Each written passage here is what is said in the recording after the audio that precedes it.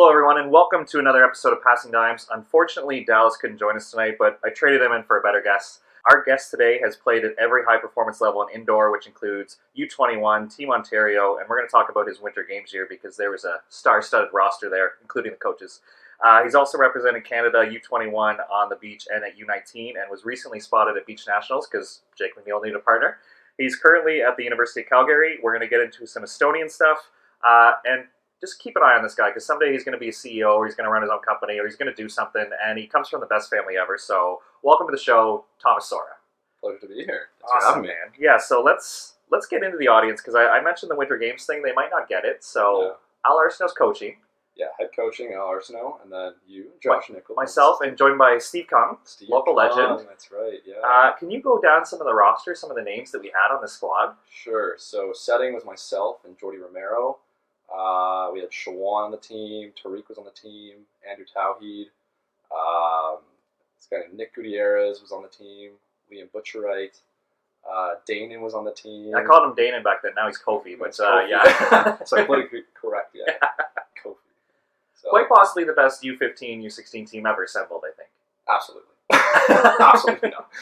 That was a nuts team, yeah. We trained maybe, 5 times before we played it? It was a really weird format. We maybe had 4 or 5 Sunday nights that you talk about, and sometimes they'd be after tournaments, so we try to limit jumps and stuff. Exactly, yeah. The other Region 5 team was pretty good. We played Region 3 in the final. I think they had David Dottie and Taylor Jordan and some other guys. Ontario Winter Games, it was buzzing that year. That was great. And they had also Jordan Pereira was on that team too. Yeah. Was that kind of your first hint at high performance volleyball? Me being there, I didn't think we were that good. If somebody were to stop me and pull me aside, there's a dozen national team guys here, I'd be like, who? Honestly, I can't count them all. No, I totally agree. That was probably the first step into the high performance scene, even though it was still way below than what I've been doing now and everything. But yeah, that was definitely the stepping stone, I think. But it was a sweet experience, and it was definitely a good barrier to surpass to kind of get into that. I think if we assembled that team now at the same college or university, that's a national title contender right off the bat. That's U Sport gold medal, baby. Exactly. U Sport gold medal. So fill our listeners in on the next process. So that was kind of, I think U14, U15, U16 was the kind of the Winter Games age. And then you start going into Team Ontario, and you kind of got identified early as an indoor guy, even though Beach kept trying to steal you back. So you were one of the few who would do Team Ontario with Beach and indoor. Yeah. Just kind of explain what your summers were like, what that training was like. Sure. So I'm from the beaches, so I live in the east end of Toronto. So pretty much Ashbridges Bay is maybe a 3 to 5 minute drive. So that was always kind of my backyard. And when I started playing volleyball, I was always just indoor, and then I'd play beach in the summer for fun. And I got identified for Team Ontario beach volleyball when I was 14 or 15 maybe, and then I made the team, and then I was on that for a whole summer, and then the following summer was my first time doing the indoor Team Ontario phase, and that was a month and a half maybe or something like that. I went to NTCCs in Edmonton, but it was tough, especially you train beach for 2 months or maybe a month, and then you go to HBC for indoor, and then if you get selected for the team, you're indoor for a month, and then you come back, and you're still with the beach provincial team, and have to compete at nationals and provincials with no practice. That's right, because you'd always come back. NTTs were always the end of July, so you'd come back for provs and then nationals, and tough managing that season. Yeah, that was pretty hard flip-flopping, and back then I hated having to switch between the two because I was so bad when I'd come back on either court. So. And even now, somehow you found a way to switch back and forth because you played beach first, I think internationally first, right? Yeah. So you went to U19s, yeah. Then you went to U21s, and then the last 2 years you've been with indoor, right? Yeah, last 2 years indoor. Nice. So on the beach, our listeners should know, because Dallas and I talk about this a lot, you would have won some trials, I guess, to go to the beach competitions, right? Yeah. Who hosted the U19s the first year you went? Cyprus hosted it. And so I was in Cyprus, and then the second one for U21s was in China. Perfect. And you played with Dylan Devaseri? Dylan Devaseri was my first partner, for U19s in Cyprus, and then Logan Mend was my U21s partner. Nice. And I also got to work with you guys at Canada Games, so Logan Mend from BC/Ontario/ Friend of the show. Yeah, exactly. Doesn't matter what your home address is. Exactly. You go to York University, you're an Ontario resident, and you can play for us. Ontario. Nice. So most recently, I guess, would be your indoor experience. So I think our listeners will get a kick out of this. I've hinted a couple times that I got to shadow Lionel, and a bunch of us kind of learned data volley in their scouting system.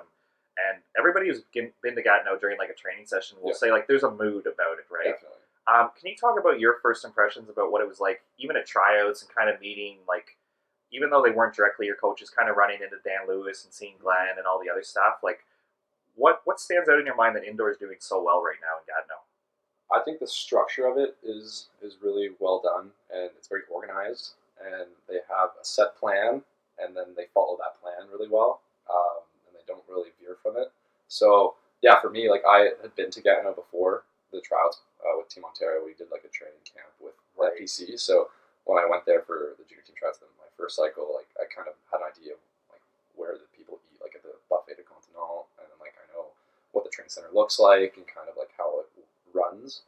But I'd never been to like a tryout before with like coaches that are like the top in the country, and like also the head coach was a guy from Brazil, like Joao Paulo Bravo. So that was also different for me with like having a guy that I've never worked with before, never seen before, and have that language barrier as well. So that was definitely like intimidating.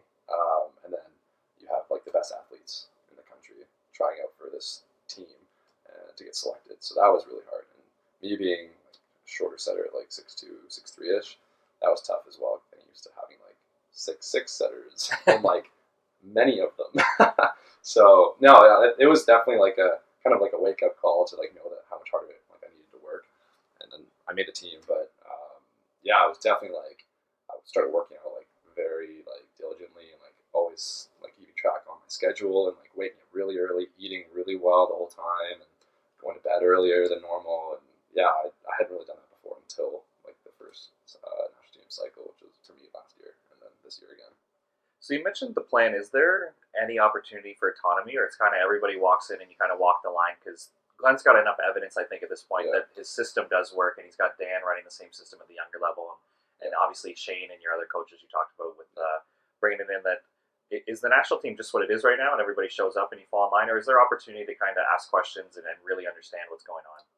There's definitely times where you can ask questions and seek guidance. Like Dan Lewis will pop into practice sometimes, and you can literally just walk up to him and ask him whatever question you want, and he will have an answer for you, like ready to go. And he'll also like jump into practice and, for example, like pull you aside and be like, "Hey, you should work on this," even though he's not running the practice. But it's helpful for everyone, right? And everyone like has the respect for each other. And same with like if Glenn was in like whenever like the A team was training, like he'd come and like watch our practice and like talk to our coaches about maybe things he wants us to work on based off of like what he noticed at practice or something like that. Because in the end, like the junior team and the B team are technically both feeders into the A team anyway. So like I know that, for example, when the A team's training, the B team will train with the exact same schedule and like the same practice plans as the A team, so that if one of the guys has to be called up, like there's no disconnect. Like they are already right into it, and they know what they need to do because they're doing the exact same stuff as the A team. So that was really cool for me to kind of like witness and kind of play it through. Yeah. Yeah, it's really impressive. In speaking to Joey Jarvis, who's been there, a good Ontario guy and friend of the show, he even mentioned that when Riley Barnes was at the center, because he had like a delayed contract at the start of the year, like there's no fences between the A guys. Like they don't kind of big time you and say like, "Oh, I'm not going to answer your questions." Like it seems like everybody's there willing to help. They want to help. Yeah, it's kind of a neat feeling that I'm sure if you stepped out of line and didn't put the weight room back the way it's supposed to, or you guys didn't check balls, you hear about it. Oh yeah, you get told off. So no, but that's all good, right? And like yeah, we also would be working out all in the same weight room, so I could be doing like deadlifts, and all of a sudden beside me is just like one of the 18 guys doing the exact same workout or whatever, and we're just talking the whole time. Or if I'm doing something wrong, they'll help me out or whatever it may be. We mentioned the coaches. I would regret this if we didn't give a shout out. Can you just explain what Frank's role is and how much he really does for the program? He's kind of the unsung hero that I think he deserves a big shout out here. Frank Boyer is the man. He is the man. He runs the show. He makes everything run smoothly, and he's always on top of the work. And he's one of the hardest working guys there at the center because nothing would be running without him. Like for example, I remember like I came back from Peru with the team, and the shoes that I had, they didn't feel great on my feet or whatever. And I went to Frank, I was like, "Hey, like, do you mind if I like try on maybe another pair of shoes or get another pair of Mizuno shoes?" He's like, "Yeah, absolutely. Like, I'll bring them to the next practice." Shows up with like 6 boxes of shoes. He's like, "Yeah, try all of them on and let me know which one works, and then just take that one." I'm like, wow, like, I don't know this treatment from it. I wouldn't get this from anyone else. So. Exactly. Yeah, and he's always, especially like during VNL weekends in Ottawa, like he's always busy with like making sure everything's running smoothly because he's the guy. So yeah, he's like, I don't know what his actual title is, but it seems like he's head of logistics for everything, like every category, pretty much administration, like team managers and stuff like that. So yeah. Nice. So you've been a setter at, we talked about the Winter Games level, obviously at club. You won your first 18U Provincial Championship as a 16-year-old. Yeah. You've got a couple silver medals at the 18U level. Yeah. And now you're setting at the university level. Is there anything you can kind of help connect for our listeners that kind of you wish you would have known at a younger age, or something that you valued that made you so successful? Like, I think, is it fair to say the National Team Center, I think listening to their coaches, they really track first ball side out. They like when setters can earn one-on-ones. Like, is there little tips that you could give to a young setter? Like TJ was great for us about when he's scouting a game, he really wants to look at the other team's blocking system. That he wants to be so prepared that if the other team were to scout TJ, they really need to know themselves really well, because that's what he's going to exploit, right? So is there anything that stands out in your mind that a club setter should know from the national team system, or anything that kind of blew your mind about like, wow, this is really valuable. I can't wait to really apply this with my university team? That's a great question. Yeah. A little long-winded. That's a really good question. Honestly, I relay the same stuff that TJ was saying. Like, knowing the opponent's blocking system is definitely the biggest thing that you can exploit and use to your benefit. Based off of like the personnel, of course, like it changes per team. But yeah, definitely knowing the blocking system and knowing like how to get those one-on-ones and playing the gaps and knowing which gaps to set in scenarios based off of like who's at the net blocking the other side and like who our attackers are or whatever it may be, and kind of establishing your offense like usually from middle pipe and then kind of span out from that. And yeah, then one more thing that Shane White was like really hard on us this summer was whenever you set a guy, always go back to him, like if it's in the same rally, like no matter what. But if it's middle, never do it twice in a row. If it's pipe, never do it twice in a row. But left side, right side, if they don't score on that first ball that they attack, set them right away again in the same like sequence of rallies, whatever. It sounds so simple, but when you watch club, you're right. Yeah. If the left side doesn't side out, then the setter just kind of starts going around the wheel, right, and taking different turns and trying to find a guy where. Well, because if you think about it, like if you set a left side ball, like their right side blocker is going to go and close block, middle comes and closes. Then they have to go neutral when, let's say, if they get like a block touch or like a slowdown, whatever it is, like they don't want to go back to where they just came from. Right. So that's like, honestly, that's probably one of the easiest tips to have for like a young setter. It's like if you set a guy and the rally continues and he doesn't score, set him right away again. Nice. And is there a system that kind of Volleyball Canada really wants their young setters to understand? Like, were you kind of demanded to maybe use a spread where you send the middle on a shoot if you want to get the right side of one-on-one? Or is there any little things that kind of would help prepare somebody to understand Glenn's system? Are they, I think they're big into time differential. I think if you have the skill to do it, like you mentioned, the pipe ball is probably something that club players should start working on sooner than later. I think the pipe was the biggest one. Like if you have a really good pipe, like your outsides can be mediocre and they're still going to score. Like guaranteed. If you can own the middle of the court, I think that's what they are trying to be big on, and having that really fast tempo offense with like the red sets to the right side and the black sets to the left side, having that from pretty much like the 3-meter line or just outside the 3-meter line, that's huge. Obviously it depends on passing, but yeah, owning the middle of the court and running that middle pipe and then kind of veering from there. Now, is this something that's statted? Like we've talked about in previous episodes, Gatineau's got cameras everywhere. I think everything can be evaluated, or you can evaluate yourself. Yeah. So when you would kind of be working your tail off at a U21 camp getting ready for Norsika, were you kind of seeing how many one-on-ones you could get or what the first ball side out was, or what would you try to review to make sure that like you were getting better in practice?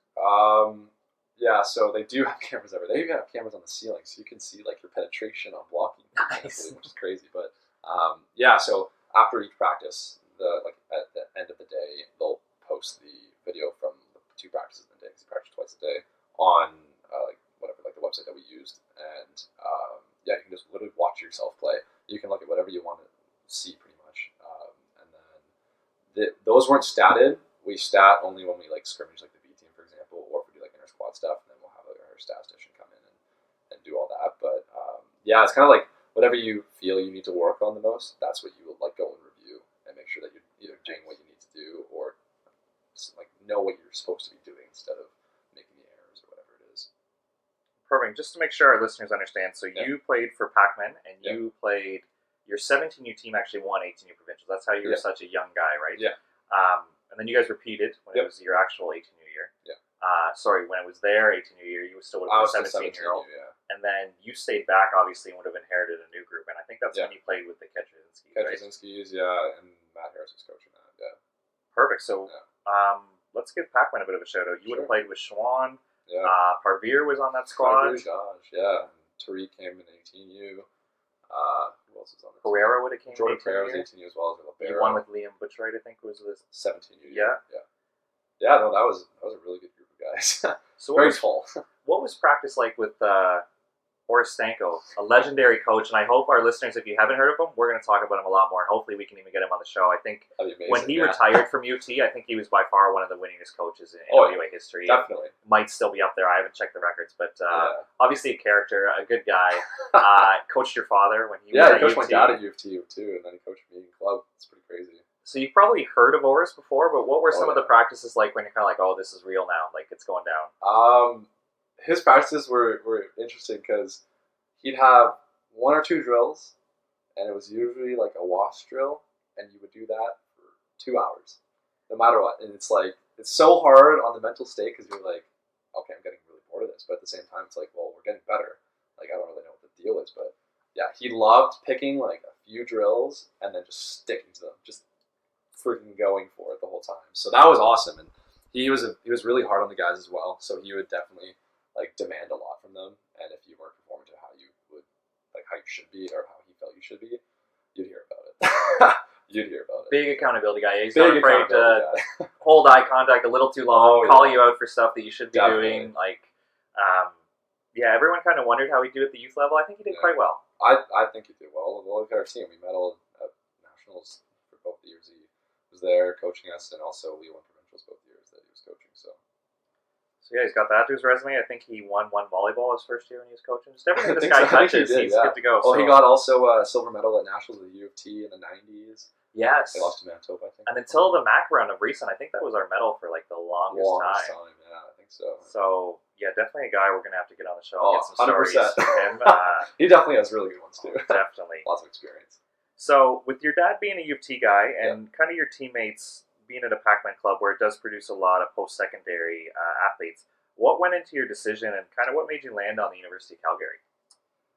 Honestly, it was very last minute and kind of random because I was kind of focusing more towards like McMaster, University of Toronto, and then all of a sudden it was like February, and one of my friends, Parker Soroshka, friend of the show, he shot me a message and he's like, hey man, like we kind of need another setter to come in. Like one of the guys like left and we need a setter. I was like, cool man, and he's like, come for a visit. And I'm like, I love Calgary. Like I remember playing nationals there. It was sweet, and I loved the venue. I was like, yeah, sure, I'll come for a visit. Didn't really think much of it, and then I went and had a blast on the trip. Like it was an awesome, like it was just so much fun, like bonding with the team. Like the girls team was out as well with us, and like everyone showed me around the city and got to practice with the team. And yeah, I kind of came back and was like, you know what, that was actually like a pleasant surprise. And then yeah, just from there, I was like, I don't know, I was always a homebody, so I was kind of always banking on like sticking in Toronto or like Hamilton, for example, at Mac or something like that. But yeah, I just kind of wanted to go out on a limb and say like, yeah, I might as well go out west and kind of get away from the Ontario scene and exploit my options, like exploit the options that I have and explore them or whatever. So yeah, it's pretty cool. Did the honeymoon phase end pretty early? Was the recruiting trip, was it what it is like there, or did it change right away? No, like it was definitely like that at first because I was like so fresh, right? Like I just was so eager to kind of get to know people and understand how like the Can West system works and living on my own in like a totally different province and kind of all that. Tariq was at U of A, so like that kind of helped me as well because he was in Edmonton. Right. So that helped me. So if I ever had any like issues, whatever, I'd have to call him or whatever. But yeah, no, the honeymoon phase obviously lasts like a certain amount of time and then kind of fades away for everyone. So like now it's obviously like I'm not in the honeymoon phase anymore. But you've experienced Calgary winter and you didn't transfer, so obviously so that's a good sign. That's a good sign. It's interesting because it's such a dry winter, so like it can be minus 30, which feels like minus 5 in Toronto because it's so humid and wet here. So that was not too bad. You don't get chilled to the bone, but lots of snow. Early September, lots of snow. Every time we have a guest on who's played Canada West, we try to really pick their brain just because I think traditionally it's been like the conference as far as getting national titles and kind of going for it. Yeah. Can you describe, I guess, the level there, or did you have an expectation? Did it match? Did it kind of exceed it? Well, I had expectations, of course, but at the same time, like I didn't really know what to expect because like it was such a last minute thing, so I didn't really do my research on it and like do my homework on it. So yeah, the one thing that I came to realize like really quickly was you pretty much have to play your starters every weekend. Like even if it's like quote unquote like a lower ranked team or like one of the bottom teams in Can West, like if you don't play your starters, like it's going to be a hard path to win. So that was different. So pretty much if you're a starter on your team, like you're Iron Manning the whole season, which is hard. But that was definitely something I get used to because obviously, like in OUA, like you could play specific teams and maybe put like a B lineup on or something to rest your starters, for example, like if they had like a double header weekend or something. But so that was kind of different for me. I had to get used to that, but now it's like normal. So. And being in Calgary, is every weekend a doubleheader, or would you do a Every home and home with U of A, or no, it's always a doubleheader? Always a doubleheader. So you play the Friday night, and then you play the Saturday night, and then wherever you are, if you're away, then you come back. You do the Saturday night. If you're in Alberta, most likely you'll take a bus. So like we take a bus to U of A, for example. But yeah, you'll just fly home the next morning. So yeah, doubleheader every single weekend. That's hard. Yeah, and what goes into that prep? Because obviously the game plan for Friday night needs to change for Saturday. You can't just repeat it, right? Exactly. The other coaches are watching and evaluating and prepping too. So, kind of what was the lead-in for the week, and then what would you look to adjust kind of going into the second match? So usually we would do a video session on the Wednesday, and then kind of have like our game plan. We got our sheets and everything of what we want to do and how we're gonna like kind of attack the first game, and then we go there the night before we play, or like the day of, we watch video again and kind of go over the game plan just to refresh everyone's mind. Then you play the Friday night, and then obviously like things are going to change because of situation based, right? So we'll adjust a lot of things to like our game plan, and then on the Saturday morning we'll have another video session based off of the game that we played the previous night because everything's uploaded to VidSwap.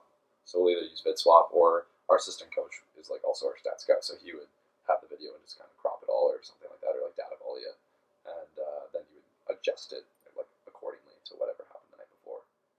Nice, because I think Can West really showed its depth. Where I think U of A finally lost. Like, was that a quarter or a semi when they lost to Thompson Rivers this year? That was a quarter. I think it was a quarter. Yes, and I think the national ranking system bailed out U of A to Yeah, get that back in. The NRS system, everyone's best friend. Yeah, because I think everyone's obviously going to credit Trinity and UBC and U of A for kind of being the ones who have consistently gone. But like you said, the depth of the division, even playing SAS would be a game, right? Oh, like SAS there's no weekends really off. Tough game. U of M's really good. Winnipeg can get you like great coach with Larry McKay there. So exactly, I think what is the format? You play 20 league matches, 18 somewhere in there, all double headers, roughly around there, and everything's double header. Yeah, so you mentioned the starters, but I think the credit, like it seems like all the coaches are pretty good too, right? So everyone's prepping, everybody's adjusting. So it just seems like top to bottom, it's just a grind to even make the playoffs in your division and then to get out, right? Getting out of especially the quarters is super tough. Like quarterfinals, it's like based off of like who you match up with, of course. But like if you want to make playoffs, but you want a home playoff spot, if you don't get your home playoff spot, man, it's tough to win the quarterfinals. Right. Yeah, because wherever you're going, like it's gonna be rowdy, very rowdy, and that like we've experienced even in like regular league games. But when it comes playoff time, then you get to take another step above the rowdiness. Now, do you think the schedule of Canada West kind of lends itself to being good at national championships? Because it seems like Canada West would be good at adjusting on the fly and identifying stuff. Where in Ontario, and I've spoke to coaches like this, you might play somebody in November, but then you don't play them again until February, right? So you're not forced to adjust on the fly or really identify little things. Where it seems like the last few years with when Kerry McDonald was at UBC or everything that Benjo's done at Trinity, in-game matchups are changing. They might script something for the first set and then change it. Yeah. Do you think it's just because of the level of prep that the schedule demands? Honestly, yeah, I'd say so. I'd say so for sure. And all coaches always have like their A lineup and then a B and a C lineup that they know like if something happens, like we can always switch things up and have a totally different lineup, like put a different setter out or like run this like a different right side or whatever, like whatever it may be. But yeah, I think everything is kind of based off of like how like difficult the schedule can be. So definitely. So going into this season, what are you excited for? What are you looking forward? Is the squad graduated for you guys? Yeah, so we graduated one of our setters who was in his 5th year. We graduated our libero, And then another 5th-year middle, and then one of our left sides, Tim Taylor, he's going pro as well. Like, it's Blaine Cranston, one of our setters. So it's like 4 guys, that are gone. So that'll be tough because they're all older, but it's nice as well in the way that my year. So I'm going my 3rd year. We have a lot of 3rd years, like a lot, because we had I think 2 or 3 guys redshirt in their 1st year, so they're also in my year, and I didn't redshirt. So we maybe have like a core group of like maybe 7 or 8 of us now, and that'll be sweet to kind of like work with them for like 2 years or like 2-3 years now. So it's very exciting. It's kind of like a new chapter in the program right now. So, Nice. So it's good that you guys have been together, and you and I kind of joked at Beach Nationals that Calgary per capita, I think, has a lot of really good volleyball players, and top to bottom, your roster is majority Calgary guys, right? So you see the introductions from Calgary, Alberta, Yeah, everyone's from there, and then you get the odd Australian guy. So yeah, exactly. There's always Australians in Canada, so. Yeah, you're probably more rare as an Ontario guy than the Australian is, right? Oh yeah, I'll walk around campus, for example, and people I'll introduce myself. They're like, "Where are you from?" Toronto. Why are you here? I'm like, wow, would it make me feel good about myself? No, it's all good, but yeah, no, coming from Toronto, like there's not really many people from Toronto and Alberta, so that was different. Yeah, definitely more Aussies. Yeah, definitely, because I think the Calgary pipeline. Correct me wrong. Your coaches club, right? Like Roger Van, he coaches club for the Dinos, and then the assistants would probably also be involved in club somehow. And then some of the guys on my team also help coach club too. So perfect. Yeah, I think it really energizes. Like when we spoke to Jesse Elser, he talked about like a lot of 2nd generation national team guys have kind of roots in Calgary, but I think there's also people just kind of building that cycle where when they're in university they coach club, and then that cycle will go on and on. And yeah, it just seems Calgary's doing a lot of good stuff. Yeah, they know how to produce their athletes. Definitely. Perfect. So thanks for covering that. We'll look forward to cheering you on this season. Thanks. Listeners of the show will know we're a big fan of Estonia. We are. we learned a lot of about Estonia when we had Kusti and Mart on the show. So if you haven't listened to that, go back to our bonus episode. But not only that, some of those posts led to the most comments I think we've ever had, and it was you and Valius and Poldma. So can you just touch on the Estonian culture, and how does a city like Toronto have such a tight, big Estonian culture, and why do they all love volleyball? Great question. Favorite question of the night. No, love it. Well, it kind of all stems back to World War II when a lot of people came to Canada from Estonia. They fled the country because of the whole Russian invasion and stuff like that. So main hub was like Toronto, and then New York City was another big one, and also like in New Jersey area, like Lakewood, New Jersey. So that kind of started it. So my grandparents, they all came, and they had that big Estonian community within Toronto. And then of course like my parents' generation, they're like the kind of like the newbies to being born in Canada, right? So like obviously they're going to be speaking Estonian at home, and then they learn English in school, but they're born here, and then you kind of have them, they're all like best friends with their parents, like friends' kids or whatever it is. So then everyone's like a tight community within that. And then there's also like folk dancing, there's like choirs, there's scouts and guides and stuff like that. And yeah, it's like there's a whole community, and it's all it's pretty much at Broadview and Danforth is like where the Estonian house is within Toronto. And then my generation, we have kind of the same. We've adopted the similar thing where like all my closest best friends, their parents were my parents' best friends, like my dad's best friends, for example.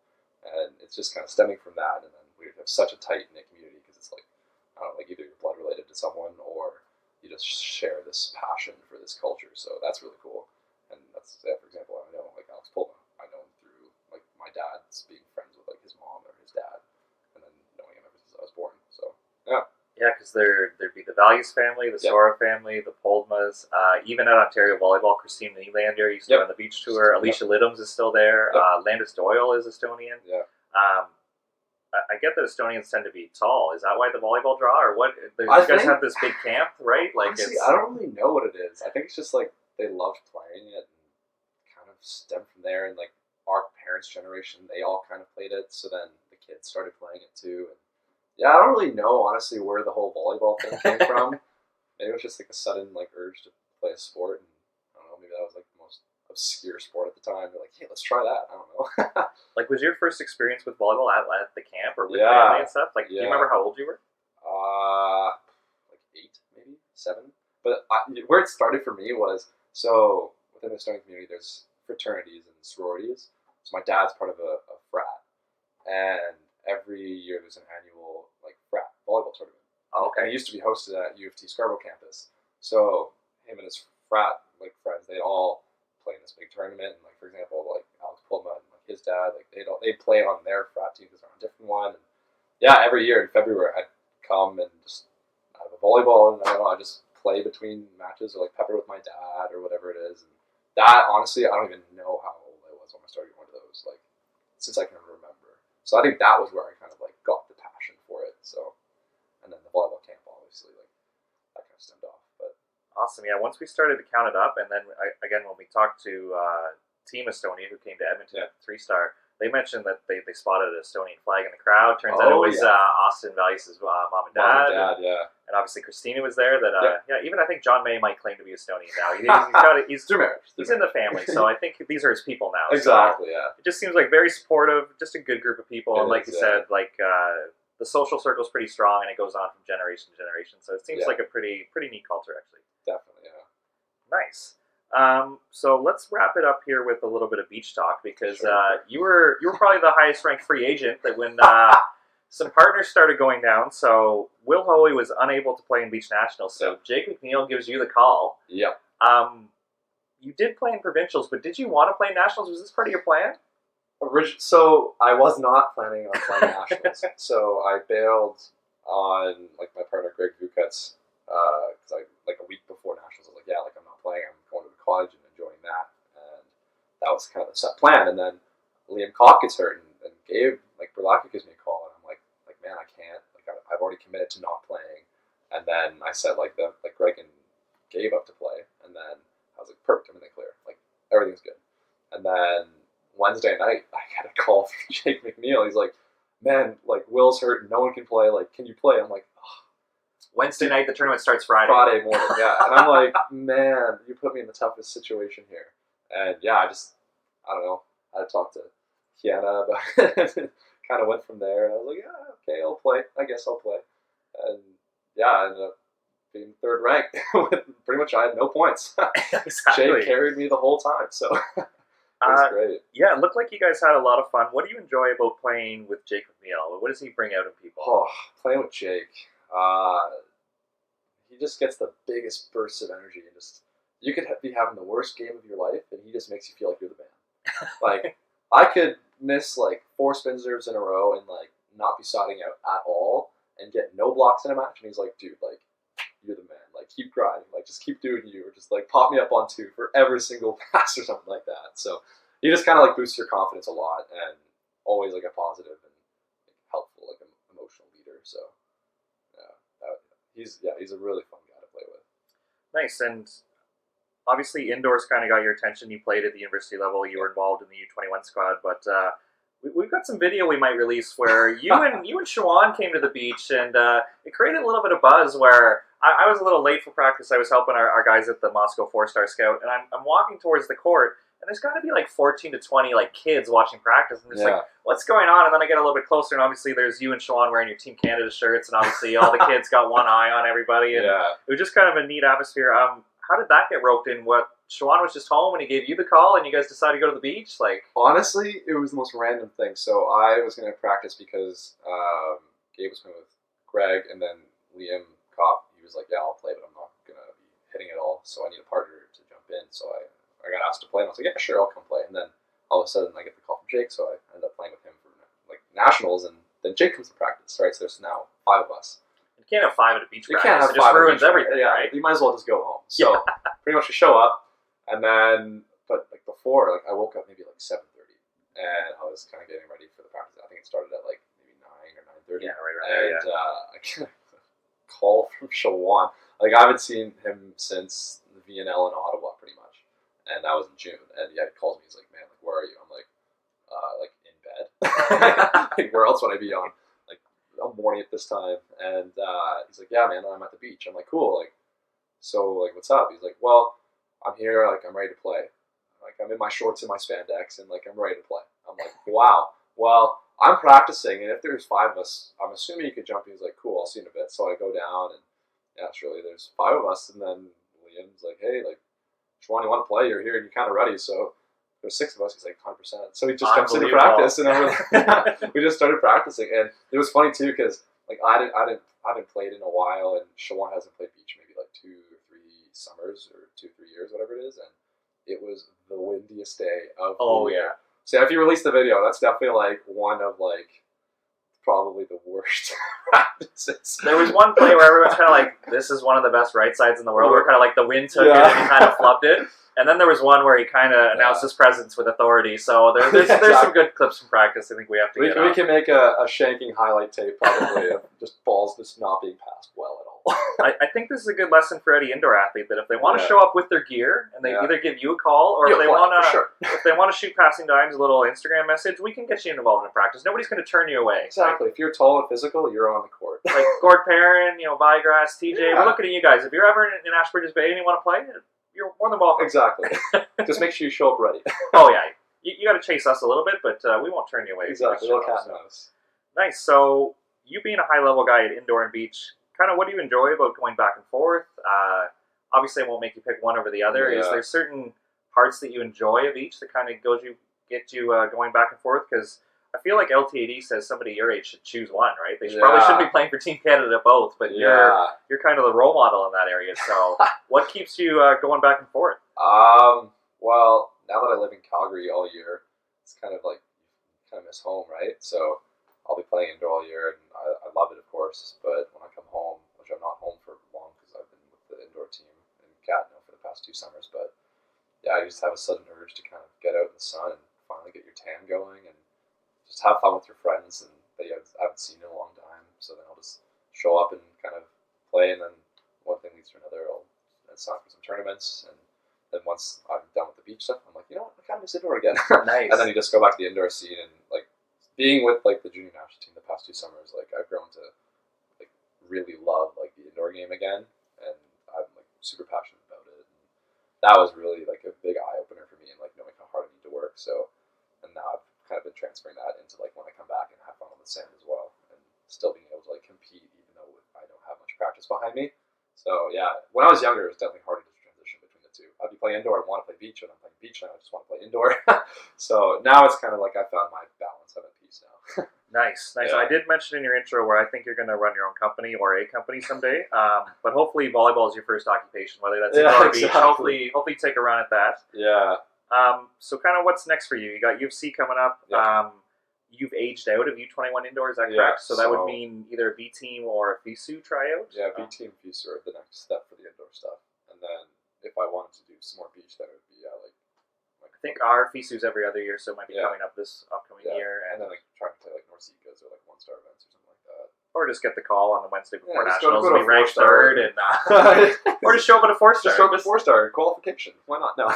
When you just stay ready like you are year round, I feel like you're always just one call away. So. Exactly, and it also helps living in the beaches. So exactly. Nice. So I think we've taken enough of your time. One thing that we always say to listeners, but I think it's Dallas and I really enjoy the stories from the road. So do you have anything you could share either from your U21 trips or beach or indoor or university? Is there anything you can kind of share a unique volleyball experience that wasn't really about volleyball, that you were traveling and something happened? Or well, obviously you have to be PG.